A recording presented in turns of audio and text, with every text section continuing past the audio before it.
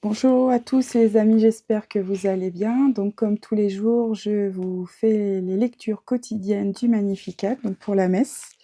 Donc c'est parti, on y va? Au nom du Père, du Fils et du Saint-Esprit. Amen. Donc première lecture, lecture du livre du prophète Osée. Israël était une vigne luxuriante qui portait beaucoup de fruits. Mais plus ses fruits se multipliaient, plus Israël multipliait les autels.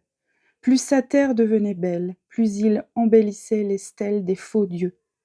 Son cœur est partagé. Maintenant il va expier.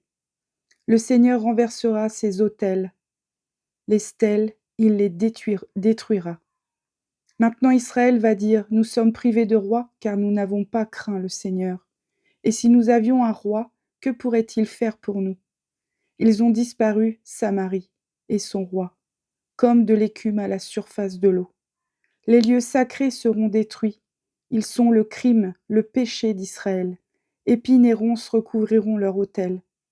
Alors on dira aux montagnes, cachez-nous, et aux collines, tombez sur nous. Faites des semailles de justice, récoltez une moisson de fidélité, défrichez vos terres en friche. Il est temps de chercher le Seigneur jusqu'à ce qu'il vienne répandre sur vous une pluie de justice. Parole du Seigneur. Ensuite, je vais vous lire le psaume 104, le refrain « Recherchez sans trêve la face du Seigneur ».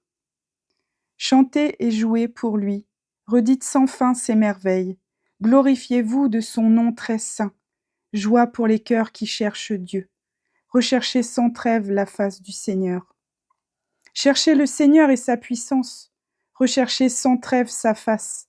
Souvenez-vous des merveilles qu'il a faites, de ses prodiges, des jugements qu'il prononça. Recherchez sans trêve la face du Seigneur. Voilà la race d'Abraham, son serviteur, les fils de Jacob qu'il a choisis. Le Seigneur, c'est lui notre Dieu. Ses jugements font loi pour l'univers. Recherchez sans trêve la face du Seigneur. Alléluia, alléluia, le règne de Dieu est tout proche. Convertissez-vous et croyez à l'Évangile. Alléluia. Ensuite, l'Évangile. Donc, Évangile de Jésus-Christ selon saint Matthieu. En ce temps-là, Jésus appela ses 12 disciples et leur donna le pouvoir d'expulser les esprits impurs et de guérir toute maladie et toute infirmité. Voici les noms des 12 apôtres. Le premier, Simon, nommé Pierre, André son frère, Jacques, fils de Zébédée, et Jean son frère, Philippe et Barthélemy, Thomas et Matthieu le publicain, Jacques, fils d'Alphée, et Thaddée, Simon le Zélote et Judas l'Iscariote, celui-là même qui le livra. Ces 12, Jésus les envoya en mission avec les instructions suivantes. Ne prenez pas le chemin qui mène vers les nations païennes et n'entrez dans aucune ville des Samaritains. Allez plutôt vers les brebis perdues de la maison d'Israël.